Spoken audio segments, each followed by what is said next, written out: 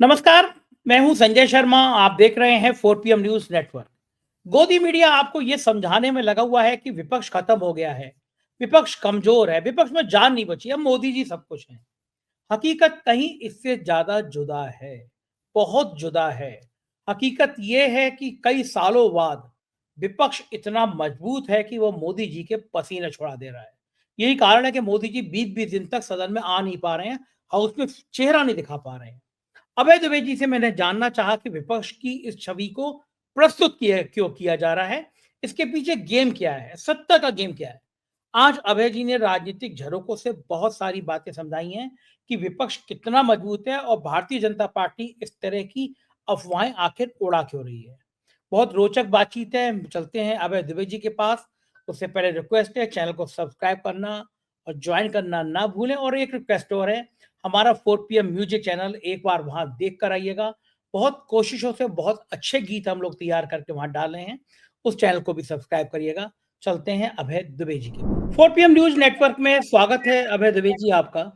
मैं कई दिनों से गोदी मीडिया को देख रहा हूं, वो विपक्ष की आलोचना पर आलोचना कर रहा है, लेकिन यही विपक्ष है जिसने मजबूर कर दिया कि प्रधानमंत्री जी 15-20 दिन से हाउस में आ नहीं पा रहे हैं। यही विपक्ष है जिसने पसीने छुड़ा रखे हैं प्रधानमंत्री के, भारतीय जनता पार्टी के। हर मुद्दे पे पहलकदमी, चहलकदमी विपक्ष कर रहा है, हंगामा कर रहा है। अडानी के मुद्दे पे हाउस नहीं चलने दे रहा है।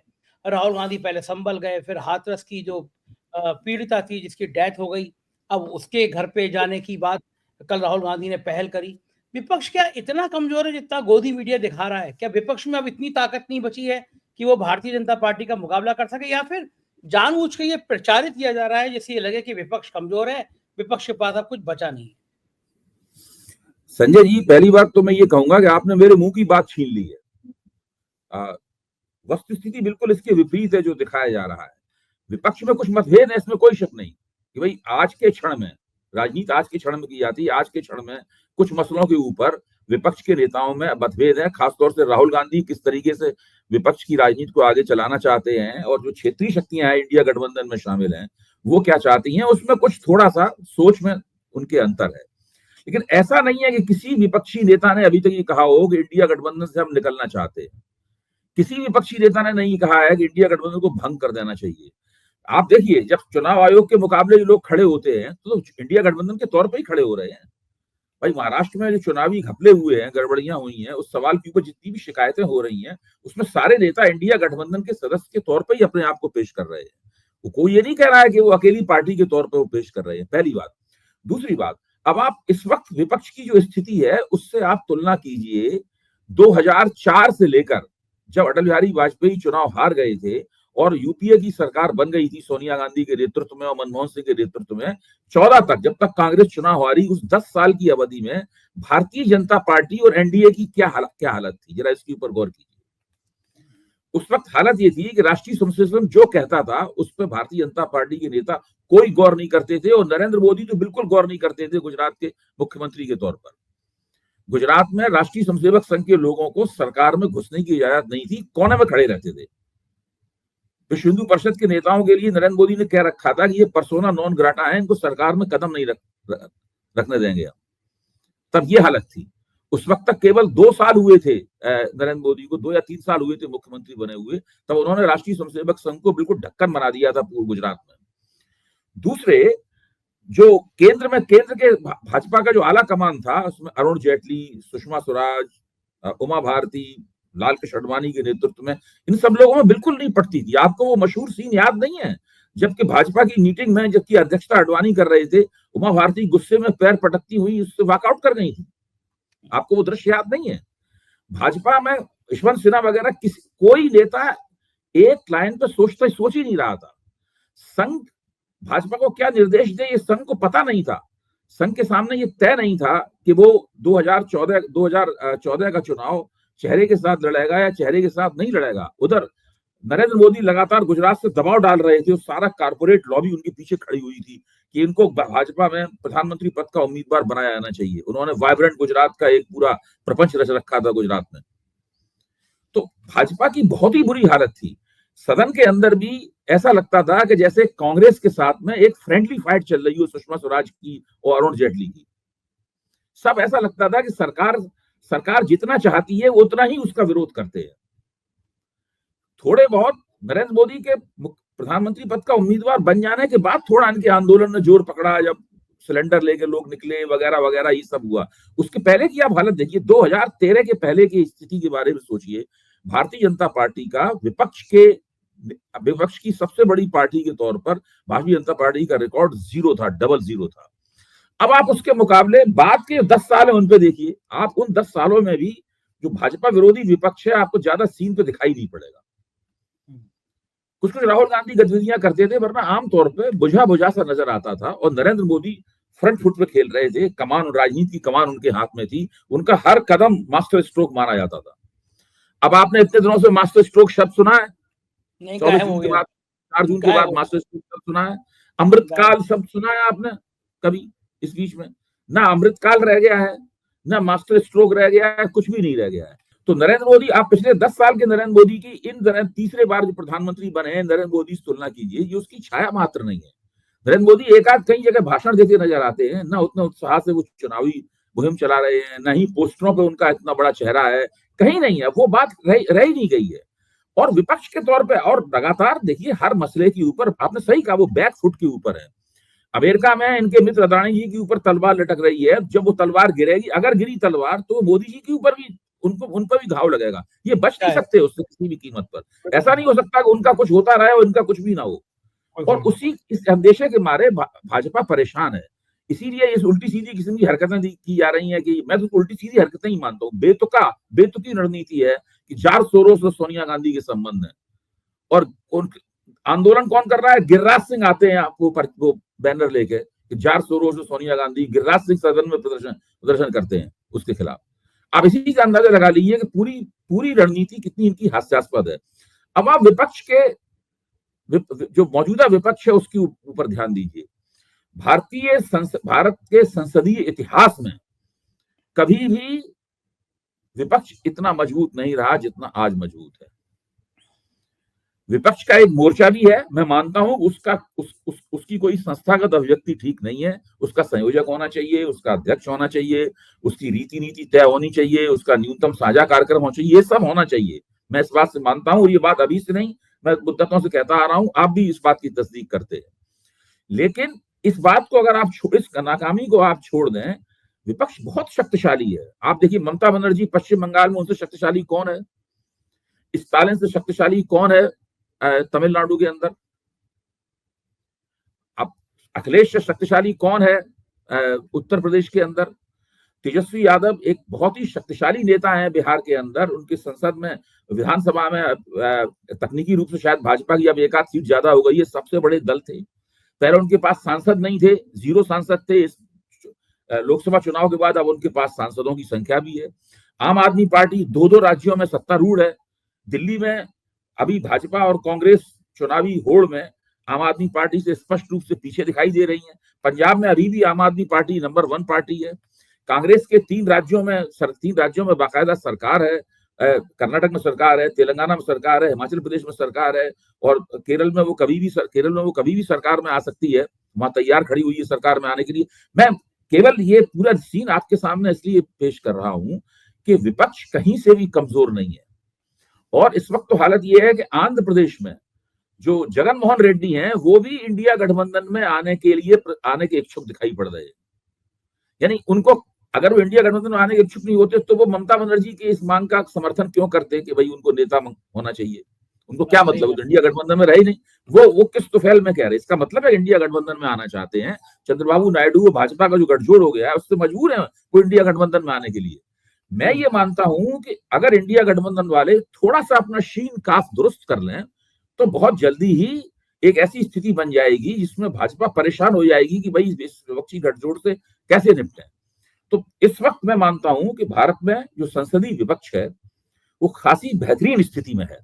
ये जो महाराष्ट्र और हरियाणा की जो पराजय हुई है, ये अभी जो कुछ भी दिखाई पड़ रहा है, इस पराजय का आफ्टर इफेक्ट है। ये इसके अलावा नहीं है।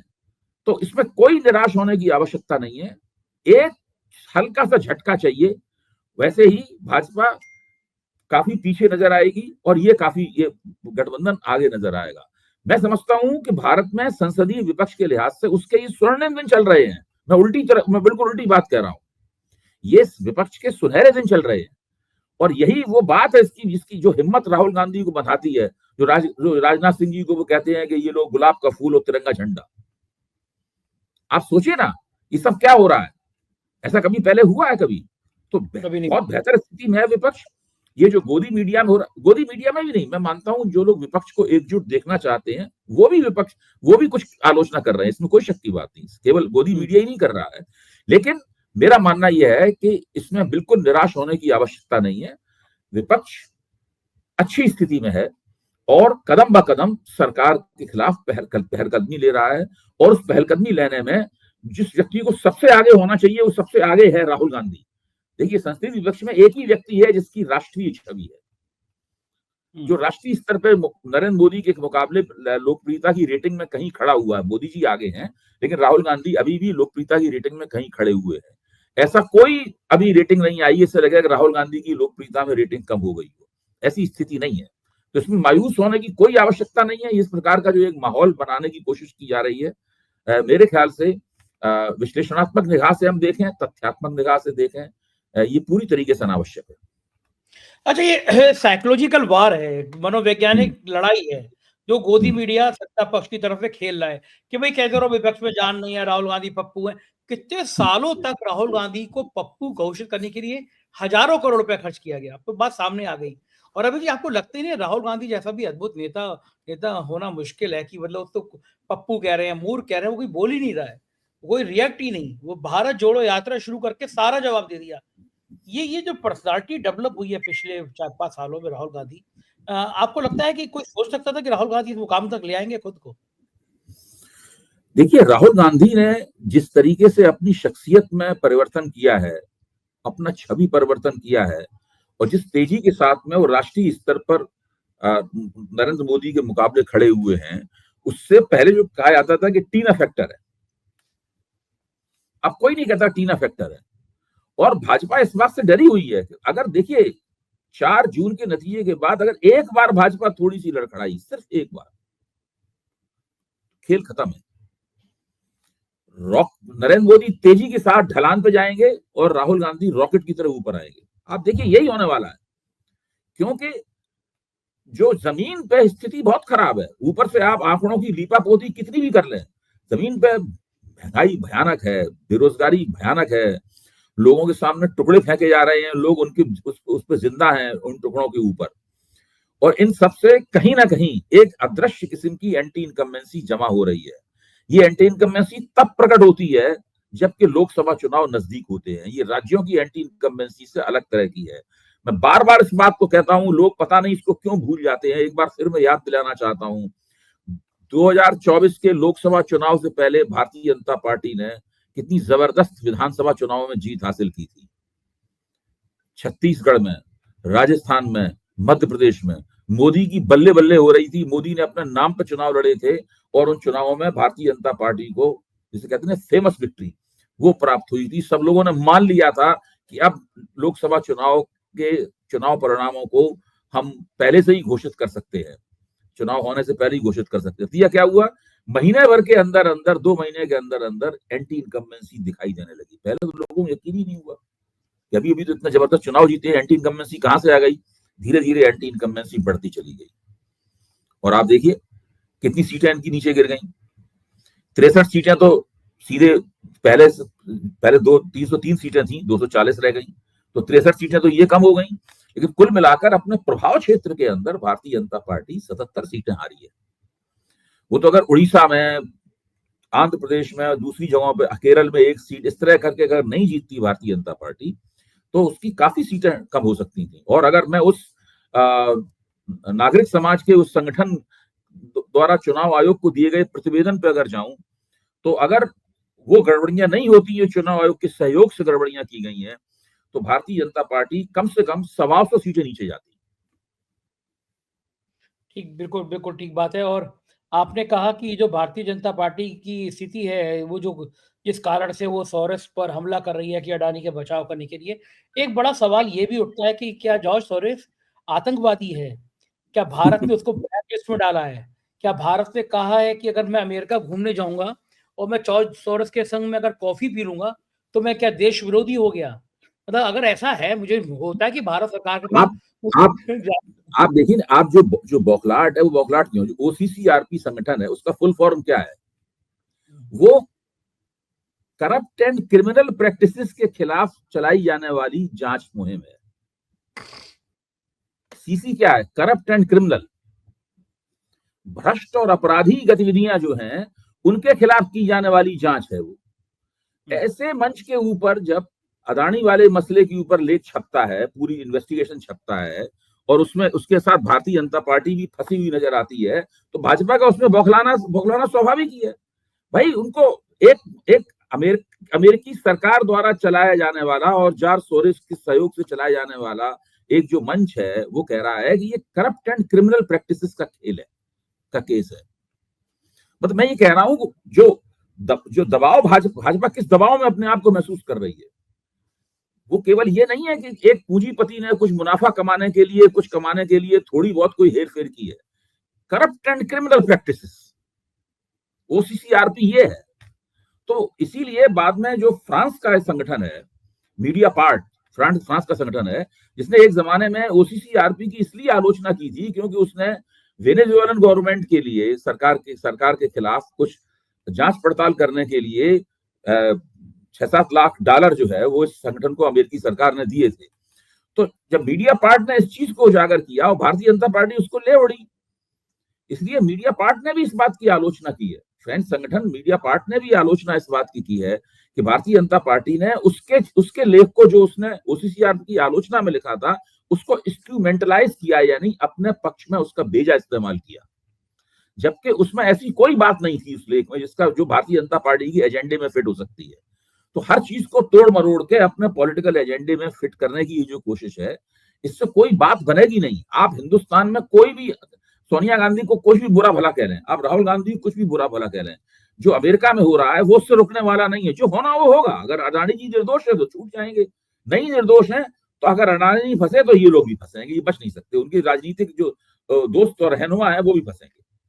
अच्छा, ये जो मेरा सवाल ये था कि जॉर्ज, मैं तो ये जानना चाहता हूँ एक नागरिक होने के नाते कि वो होता है, कल जॉर्ज सोरोस मुझे फोन कर रहे हैं कि संजय जी 4 PM में बहुत अच्छा काम कर रहे हैं आप, हम आपको 2 करोड़ रुपए डोनेशन देना चाहते हैं। हम विधिवत उसका टैक्स काट के पैसे ले लें डोनेशन के रूप में। तो हम तो अवेदी जो बातें आपसे आज कर रहे हैं, वो जॉर्ज सोरोस 100 करोड़ रुपए दे दे तब भी हम बात करेंगे। कोई अच्छा, दुनिया का इंसान 2 रुपए ना दे तब भी हम वही बातें करेंगे।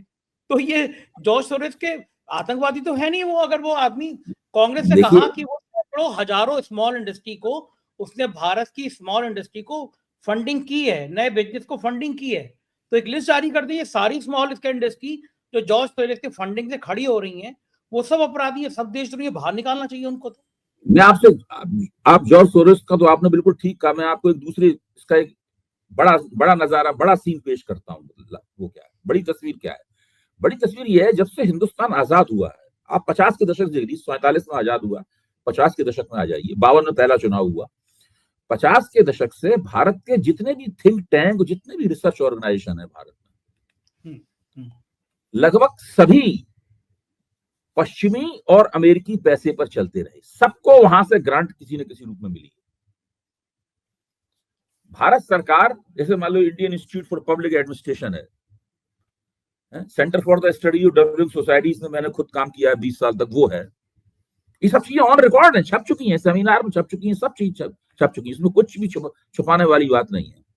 भारत का पूरा रिसर्च, सोशल साइंस रिसर्च जो इस संगठनों का तंत्र है, वो अमेरिकी और पश्चिमी पैसे से चल रहा था, चल रहा है। एक और बात मैं बता देता हूं। दूसरे रिसर्च एंड एनालिसिस विंग जैसा संगठन जो है, जब चक्राता में उसकी उस तरह से स्थापना हुई, उसके बारे में भी सारी चीजें छप चुकी है। वो भी अमेरिकी सहयोग से बना था। तो बहुत सी, विश्व बैंक, ये जो डायरेक्ट बेनिफिट ट्रांसफर स्कीम है, कहां से आई? अब आप जब भाजपाइयों से पूछिए, क्या किसी भारतीय के दिमाग की उपज है? क्या मोदी जी को सपना आया था कि डायरेक्ट बेनिफिट, प्रधानमंत्री बनते ही सबसे पहले हम जनधन खाते खोलेंगे? नहीं। ये जो मनमोहन सिंह सरकार थी, उसको विश्व बैंक ने और आईएमएफ ने समझाया था कि आप ये डायरेक्ट बेनिफिट स्कीम का पूरा आधार तैयार कीजिए। सारे की सारी नीतियां, सारे के सारे कार्यक्रम जिनको मोदी जी अपने नाम से पेश कर रहे हैं, वो सारे के सारे वहीं से आए हैं, पूरे के पूरे। ये सब जो, ये केवल एक क्षुद्र किस्म का राजनीतिक स्वार्थ पूरा करने के लिए झूठ बोल रहे हैं, लोगों को गुमराह कर रहे हैं, और जो ऐतिहासिक तथ्य हैं उन तथ्यों को पृष्ठभूमि में ढकेलने की कोशिश, अदृश्य करने की कोशिश कर रहे हैं। इसके अलावा और कुछ नहीं है। जॉर्ज सोरोस तो केवल एक व्यक्ति हैं। अच्छा, अभी इस घटना से पहले जॉर्ज सोरोस के नाम पर अगर जॉर्ज सोरोस ही कह देते कि भारतीय सबसे ज्यादा का भविष्य उज्जवल है, वो जल्दी ही दुनिया की टॉप, आप पिछले 10 साल में देख लीजिए जॉर्ज सोरोस के कितने बयानों पे भारतीय जनता पार्टी के लोगों ने खुशियां मनाई है, वो रिकॉर्ड भी देख लीजिए। अच्छा, ये वहाँ ये भी तो हुआ है जॉर्ज सोरोस के आप रिकॉर्ड देखिए ना, जॉर्ज सोरोस के कितने बयानों पे इन लोगों ने खुशियां मनाई है। भाई, जॉर्ज सोरोस एक बहुत बड़ी वित्तीय ताकत है, एक व्यक्ति के तौर पर एक बहुत बड़ी वित्तीय ताकत है। अगर वो कोई बात कहते हैं तो पूरी दुनिया में उनकी बात सुनी जाती है। जैसे एलन मस्क है, उसमें जॉर्ज सोरोस भी है, लगभग उसी स्तर के, उनकी कोई बात सुनी जाती है। अब वो कहेंगे भारतीय अर्थव्यवस्था का भविष्य बहुत उज्जवल है, तो भाजपा वाले तो फौरन कीर्तन करने लगेंगे कि जॉर्ज सोरोस ने कहा है। हाँ। अच्छा, ये बातें जो अपने ऊपर लागू होती हैं तो वो अच्छी होती है। जैसे हमारे प्रधानमंत्री जी विदेश से लौटते लौटते अचानक पाकिस्तान में जहाज उतार दें और नवाज शरीफ को हैप्पी बर्थडे कहने लगे, फिर भाई लोग कहने लगे कि ये तो अचानक उसी समय प्लान आया था दिमाग में, प्रधानमंत्री जी ने कहा कि आज बढ़िया कूटनीति का पर्चा देते हैं, उतार दो जहाज। लेकिन बाद में पता चला कि जहाज के अंदर तो गिफ्ट भी रखे हुए थे, तो यानी पहले से प्लान था कि हैप्पी बर्थडे कहना है। तो प्रधानमंत्री पाकिस्तान में, सालों बाद कोई प्रधानमंत्री अपना पाकिस्तान गया था, तो जब ये प्रधानमंत्री जी पाकिस्तान जाएं, जब हमारे बाकी लोग काला चश्मा पहन के जाएं, गोदी मीडिया उस काले चश्मे पे चर्चा करने लगे, तो अच्छा। और कोई अगर कांग्रेस का नेता पाकिस्तान के किसी आदमी से बात कर ले तो वो गुनाहगार, जैसे जॉर्ज सोरोस से अगर कोई बात कर ले वो गुनहगार। ये दोहरी नीति ये लोग लाते कहाँ से होंगे? इतना मजबूत कलेजा कहाँ से देखिए, बनाते होंगे? इसमें आपने बिल्कुल जो बात कही बिल्कुल ठीक है, मैं उससे सहमत हूँ। मैं केवल आपकी बात कर रहा हूँ, जब नरेंद्र मोदी प्रधानमंत्री बने तो नरेंद्र मोदी ने सोचा कि 2 देश ऐसे हैं जिनसे भारत की शत्रुता है, एक है पाकिस्तान और एक है चीन। अगर मैं कोई असाधारण कदम उठाकर, कोई तिलिस्मी किस्म की चाल चल के किसी तरीके से इन दोनों देशों के साथ में कोई बड़ा ब्रेक थ्रू कर दूं, कहीं आइस ब्रेक हो जाए, कहीं कोई नई जमीन में तोड़ दूं, किसी तरीके से दोनों के संबंध हो जाए, तब तो मैं विदेश नीति के मामले में नए झंडे गाड़ दूंगा। और नरेंद्र मोदी की आदत भी है कि बड़ा कदम उठाना चाहते हैं, धमाकेदार। ये सब भले ही पूरा हो या ना हो, जो बुलेट ट्रेन है वो भी एक धमाकेदार कदम है, इसका धमाका आज तक हुआ ही नहीं है कोई। इसी तरह पाकिस्तान में जब हवाई जहाज लेकर गए थे बिरयानी खाने के लिए या गिफ्ट देने के लिए, हैप्पी बर्थडे बोलने के लिए, तो वो भी एक धमाकेदार कदम था। जब उन्होंने चीन के राष्ट्रपति को यहाँ बुला के झूला झुलाया था, वो भी एक धमाकेदार कदम था। चाय बना के हाथ से चाय बना के पिलाई। हाँ, कुछ वो, या जब बराक ओबामा के सामने बराक कहकर और 10 लाख का सूट पहन के जो बातें की थी, ये 3-4 कदम ऐसे थे जिससे नरेंद्र मोदी ने ये सोचा था कि हम ये समझ लिए ये उनकी विदेश नीति के क्षेत्र में चलाई गई बुलेट ट्रेन है जो पूरी नहीं होती है। हाँ, विदेश नीति के क्षेत्र में चलाई गई उनकी नरेंद्र मोदी की बुलेट ट्रेन है जो चली नहीं, जिनकी पटरी भी नहीं बन पाई है आज तक। और आज इस वक्त सबसे ज्यादा कमजोर स्थिति में जो क्षेत्र है वो विदेश नीति है। सही बात। जब मुझे याद है 2014 में बने थे प्रधानमंत्री जी, पहली बजट में, जहां मुझे एक्यूरेट रकम याद नहीं है, 100-150 करोड़ से ज्यादा की थी, वो बुलेट ट्रेन के लिए आरक्षित की गई थी कि ये रुपया बुलेट ट्रेन के लिए। उसके बाद कई बजट में बुलेट ट्रेन के लिए। अब तो 10 साल हो गए, तो विपक्ष पूछता नहीं है कि वो बुलेट ट्रेन कहाँ चली थी। पूछते हैं, अभी अश्विनी वैष्णव से शुरू में पूछी गई थी ये बातें। अच्छा, अब अश्विनी वैष्णव जो है वो भारत के इतिहास के सबसे ज्यादा विफल रेल मंत्री हैं। उनके पिछले 6 महीने 7 महीने के कार्यकाल में अनाप शनाप रेल दुर्घटनाएं हुई हैं। फिर भी वो नरेंद्र मोदी के खासुल खास हैं। और क्यों खासुल खास हैं इसके बारे में हम लोग जानते ही हैं चर्चा। वो पैसा उगाने में कुशल हैं, किससे कहाँ पैसा उगाना है, किसको पैसा देना है, किसको पैसा लेना है, इस मामले में उनसे ज्यादा महारत किसी के पास नहीं है। वरना ऐसी कौन सी उनके पास तकनीकी खूबी है जिसके कारण उनको रेल मंत्रालय लगातार दे रखा गया है, जबकि रेल मंत्रालय बहुत बुरी स्थिति में है। तो इसलिए बुलेट ट्रेन के बारे में पूछा तो कहते हैं बहुत ऊंची तकनीक का मामला है, ये बड़ी ऊंची तकनीक का मामला है। तो अभी धीरे धीरे करके वो तकनीक जापानी लोग ट्रांसफर करेंगे, तब ये कर पाएंगे। हाँ, जो समझ में नहीं आएगा किसी को। एक आखिरी सवाल अभय जी, जो मेरा राजनेताओं के को लेकर समझ में नहीं आता, मेरे एंटीने से परे है। जैसे मेरी व्यक्तिगत कमजोरी, अगर मैं किसी इंसान से चिढ़ूंगा तो उससे फिर मिलूंगा नहीं, मतलब ये मेरी व्यक्तिगत कमजोरी है। मैं उतना उदार नहीं हूँ कि मैं आपसे चिढ़ भी जाऊं, आपसे नमस्ते भी कर रहा हूँ, आपके घर चाय पीने भी चला जाऊं। अगर मैं आपसे नाराज होऊंगा तो फिर भैया मैं कुछ कहूंगा नहीं, लेकिन मैं आपके घर नहीं आऊंगा, मैं आपसे बात नहीं करूंगा। लेकिन नेताओं में कोई फर्क ही नहीं पड़ता। शरद पवार जी का जन्मदिन था और हमने शुभकामनाएं उनको, लंबी उम्र उनकी, लेकिन अजीत पवार जी सपा बार पहुंच गए, पैर छुए, आशीर्वाद दीजिए चाचा जी। कुछ फर्क ही नहीं है। अभी कुछ दिन पहले एक दूसरे से इतनी लड़ाइयां उड़ाइयां, क्या कहाँ से इतना कलेजा ले आते हैं नेता? देखिए, इसमें कलेजे वाली बात नहीं है। राजनीति का पहला नियम ही है कि यहाँ स्थायी दोस्ती और स्थायी दुश्मनी नहीं होती है। कोई भी परमानेंट एनिमिटी नहीं है, परमानेंट फ्रेंडशिप नहीं है। एक जमाने में ममता बनर्जी एनडीए के साथ थी, मंत्री भी थी, सब कुछ एनडीए के साथ थी। आज वो बिल्कुल एनडीए की आंख का कांटा बनी हुई है। और कितनी जबरदस्त दो जबरदस्त पराजय उन्होंने भारतीय जनता पार्टी को रसीद की है। तो कोई कुछ नहीं कह सकता कौन कब किधर क्या जाएगा। अब हाँ, ये तो देखिए, नरेंद्र मोदी और शरद पवार के आपसी संबंध कितने अच्छे हैं। आप कल्पना नहीं कर सकते दोनों के संबंध कितने अच्छे हैं, नरेंद्र मोदी और शरद पवार के। जब मुलायम सिंह यादव जिंदा थे, नरेंद्र मोदी के मुलायम सिंह यादव से भी अच्छे संबंध थे। एक बार तो मुलायम सिंह यादव ने संसद में खड़े होकर, उन्हें चुनाव हुआ नहीं था उससे पहले ही उन्होंने जीत की बधाई दे दी थी उन्होंने। मैं बता रहा हूँ ये सब, हाँ, ये सारी जो घटनाएं होती रहती हैं, जैसे वो मोदी जी ममता जी को आम भिजवाते हैं, हाँ, आम भिजवाते हैं, हाँ बिल्कुल, कुछ भी। देखिए, ये इसीलिए इसको हम लोग पॉलिटिकल क्लास कहते हैं। ये जो है पॉलिटिकल क्लास है। इसको पुरानी मार्क्सिस्ट शब्दावली में रूलिंग क्लास भी कहा जाता है। ये शासक वर्ग है, सत्ता में हो या ना हो उससे कुछ नहीं फर्क पड़ता है। जो आज सत्ता में नहीं है वो कल सत्ता में आएगा, क्योंकि सत्ता में आने की प्रतियोगिता कर रहा है, तो वो रूलिंग क्लास है। सही बात है। और ये इन जो सब लोगों में आपस में दोस्ती भी होती है और इन सब लोगों में आपस में संघर्ष भी होते हैं। सही बात है। और ये जो बेचारा आम आदमी है वो लड़ा मारा जा रहा है। वो बीजेपी के लिए कह दो तो कांग्रेस ही नाराज। इसीलिए किसी नेता का पक्ष या विपक्ष लेने की बजाय हम लोगों को राजनीतिक प्रवृत्तियों पर ध्यान देना चाहिए। जो सामाजिक प्रवृत्तियां हैं उनका राजनीतिक प्रवृत्तियों के साथ जो संबंध है उनका ध्यान देना चाहिए, और उस लिहाज से हमें राजनीतिक परिस्थिति का आकलन करके अपने दर्शकों के सामने परोसना चाहिए। बिल्कुल ठीक बात है। बहुत बहुत शुक्रिया अभय जी, आपसे बात करके मुझे मजा आ जाता है, एकदम ताजगी आ जाती है। शुक्रिया, थैंक यू। ये थे अभय दुबे जी, और मुझको यकीन है ये बातचीत आपको बहुत अच्छी लगी होगी, क्योंकि नया विशेषण, नए तरह का विशेषण। आपकी राय का मुझे इंतजार रहेगा। Thank you.